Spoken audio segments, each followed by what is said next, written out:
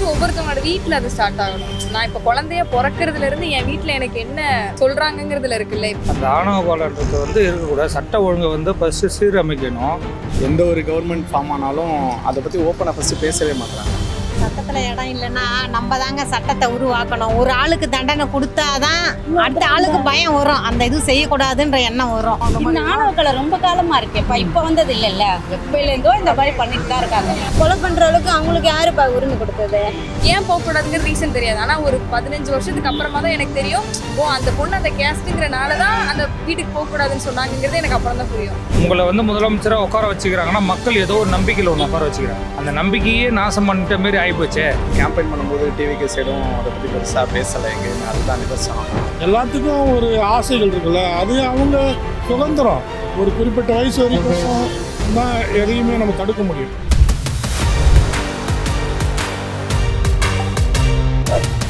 அருந்தமிழ் எங்கள் உயிருக்கு நேர்.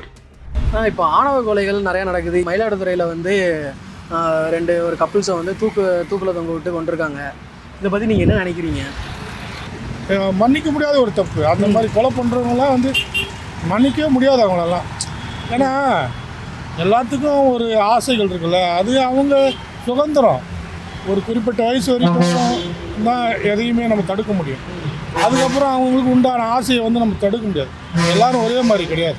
ஒருத்தரை அடிக்க யாருக்கு உரிமையே கிடையாது. தொட்டு அடிக்க உரிமையே கிடையாது. பிடிக்கலையா ஒதுங்கி போகிறது தான் நல்லது. சரி, இப்போ முதலமைச்சர் வந்து இதுக்கு என்ன ஏதாவது நடவடிக்கை எடுப்பாரா? முதலமைச்சர் நடவடிக்கை எடுப்பாருன்னா அவர் எப்படி அவங்கள மாதிரி யோசிக்கணும். கொலை பண்ணுறாங்கல்ல, அவங்களுக்கு எப்படி ஒரு மனிதாபிமானமே இல்லாமல், ஒரு மனசாட்சியே இல்லாமல் கடுமையாக அவங்க எப்படி முடிவு எடுக்கிறாங்க, அந்த மாதிரி இவரும் அதுக்கு ஏற்ற மாதிரி முள்ளாக தான் எடுக்கணும்.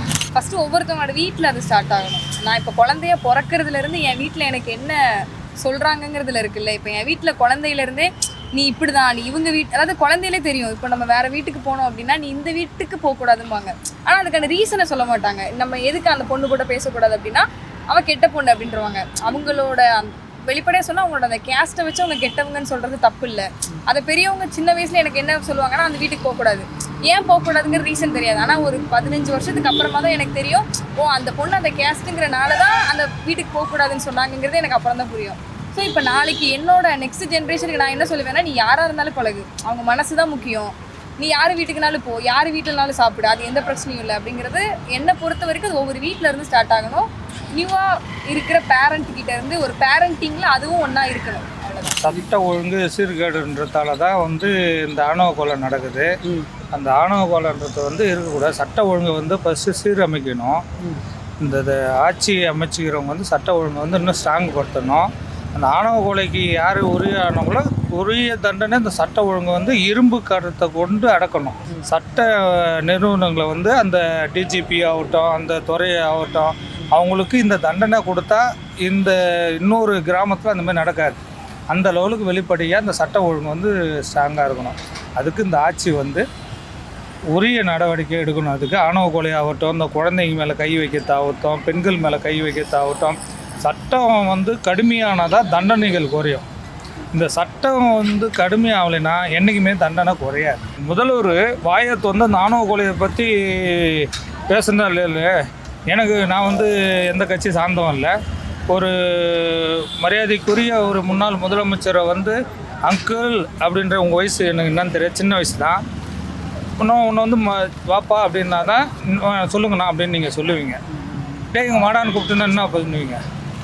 ஏறா என்னை வந்து வாடா போடணும் அந்தமாரி சொல்லுங்கள். அந்தமாரி அப்போ அவ்வளோ சட்ட ஒழுங்கு பேசினாலும் ஏன் இப்போ வாய் திறக்க மாட்டேன்றாரு? பெரிய பெரிய தலைவர்களை பார்த்து சட்டமன்றம் இது, பெரிய பெரிய தலைவர்களை பார்த்தா சட்டமன்றம் இது. காமராஜர்லேருந்து அண்ணாவிலேருந்து எல்லாரையும் பார்த்த சட்டமன்றம். அது வந்து நம்ம வெளியில் 1000 பண்ணிட்டாலும் அது ஒரு வந்து ஒர்க் பண்ணுற இடம் தான். அது நம்ம ஒர்க் பண்ணுற இடத்துல எப்படி நாகரிகமாக நடந்துக்கணும் அப்படின்ட்டு பண்ணணும். உங்களை வந்து முதலமைச்சராக உட்கார வச்சுக்கிறாங்கன்னா மக்கள் ஏதோ ஒரு நம்பிக்கையில் ஒன்று உட்கார வச்சுக்கிறாங்க. அந்த நம்பிக்கையே நாசம் பண்ணிட்ட மாரி ஆகிப்போச்சே. ஷூட்டிங் கிடையாது இல்லை, கண்டிப்பாக அது நடக்கக்கூடாது தான். எந்த ஒரு கவர்மெண்ட் ஃபார்ம் ஆனாலும் அதை பற்றி ஓப்பனாக ஃபஸ்ட்டு பேசவே மாட்டாங்க. ஏன்னா எங்கே போனாலும் இப்போ கேம்பெயின் பண்ணும்போது டிவிக்கு சைடும் அதை பற்றி பெருசாக பேசலை எங்கேயுமே. அதுதான் நிதர்சனம். அதுக்கு ஏதாவது சீரியஸாக பேசி எந்த கவர்மெண்ட் ஃபார்ம் ஆனாலும் அது என்னன்றதை என்ன பார்த்து நடவடிக்கை எடுக்கலாம் அப்படின்னு ஏதாவது? அதை கவர்மெண்ட் ஃபார்ம் பண்ணுறவங்க தான் யோசிச்சு பண்ணணும். இல்லை இல்லை அது இவங்க எல்லாத்துக்குமே அது ஒரு இதுலேயே வந்துடுச்சு. அது அப்படி கொடுத்தா ஓட்டு போட மாட்டாங்க. அந்த மாதிரி இருக்கு. யாருமே நம்ம வந்துட்டு பகச்சிக்க கூடாது. இப்போ இதை பேசணும் அப்படின்னா இந்த இதுல இருந்து வராது, அதை பற்றி பேசாமலே கடந்துரும் அப்படின்ற மாதிரி தான் போயிட்டு இருக்காங்க. இப்போ வந்து அரசியல் வந்து கேஸ்ட்டு ரிலிஜியனை வச்சு பாலிடிக்ஸ் இருக்குது. பாலிடிக்ஸ் இல்லைன்னு சொல்கிறீங்களா நீங்கள்? இல்லை கேட்குறேன். இருக்க தானே செய்யுது. அதை பிரித்து எப்படி பார்க்க முடியும்? இல்லை சுயமரியாதை திருமணங்கள் நடந்துச்சுன்னா மேபி ஒரு சில திருமணங்கள் நடந்துட்டு தான் இருக்குது. அந்த மாதிரி பண்ணாங்கன்னா மேபி சொல்கிற மாதிரி ஃப்யூச்சரில் வேணால் மாறினா நல்லாயிருக்கும். சரி, இது உள்ள முதல்வர் வந்து இதுக்கு ஏதாவது நடவடிக்கை எடுத்தால் நல்லாயிருக்கும்.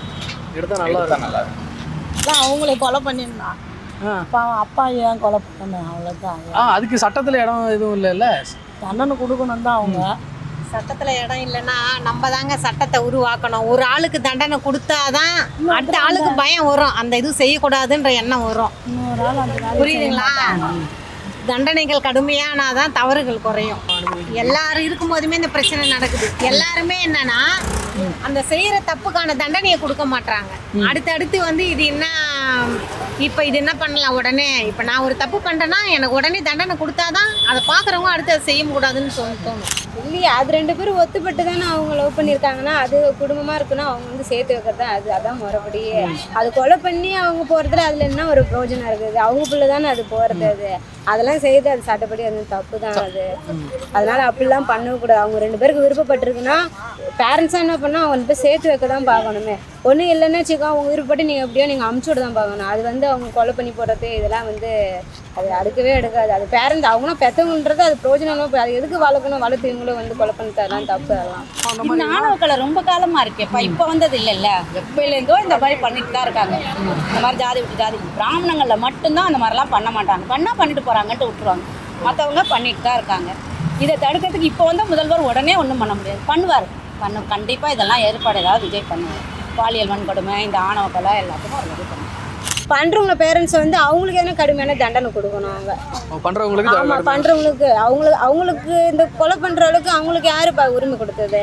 அவங்களுக்குலாம் அதெல்லாம் உரிமை கூடாது. நீ இப்படி பண்ணுறீங்கன்னா அப்படின்னா அவங்களுக்கு அந்த தண்டனை கொடுத்தா தான் அடுத்த தடவை வந்து அவங்க மற்றவங்க வந்து அந்த தப்பு பண்ணாமல் இருப்பாங்க. என்னதை நினைக்கிறதுப்பா, இந்த காலத்தில் அதெல்லாம் சகஜமாக போயிடுச்சு. அது ஆணவ கொலை பண்ணுறது தப்புன்னு தான் எங்களுக்கு தோன்றுது. எல்லாமே பிராமணங்களையும் கல்யாணம் பண்ணிக்கிறாங்க, எல்லா ஜாதிலையும் பண்ணிக்கிறாங்க. ஆணவ கொலை பண்ணுறது ரொம்ப தப்பான விஷயம். ஏன்னா போகிறாங்களே, அவங்க வாழ்ந்துட்டு போகிறாங்க, என்ன பண்ண போகிறோம் நம்ம? அவங்க வாழ்ந்து நல்லபடியாக இருந்தால் நல்ல சந்தோஷம்தான். ஆணவ கொலை பண்ணுறது தப்புன்னு தான் நான் சொல்லுவேன். சரி, இப்போ அதை தடுக்கிறதுக்கு என்னெல்லாம் நடவடிக்கை எடுக்கலாம்? தடுக்கிறதுக்கு அரசாங்கம் என்ன எடுக்கலாம்? இந்த மாதிரி பண்ணுறவங்களுக்கு சொல்லலாம், போய் அதிகாரிகள் எதுவும் இல்லையா, போலீஸில் என்ன ஒருத்தரை பிடிச்சிட்டு போனால் கூட மறுபடியும் தான் வெளில வந்துடுறாங்க. என்ன பண்ண முடியும் அவங்களெல்லாம்? அந்த வீணாக போன அந்த குடும்பம் தான் வீணாக போகணும். வேறு என்ன இதில் என்ன நடவடிக்கை வேறு நம்ம சொல்ல முடியும்? சட்டம் கரெக்டாக இருக்கணும். நீ விஜய் சீக்கிரம் ஆக்ஷன் எடுத்தால் நல்லாயிருக்கும்.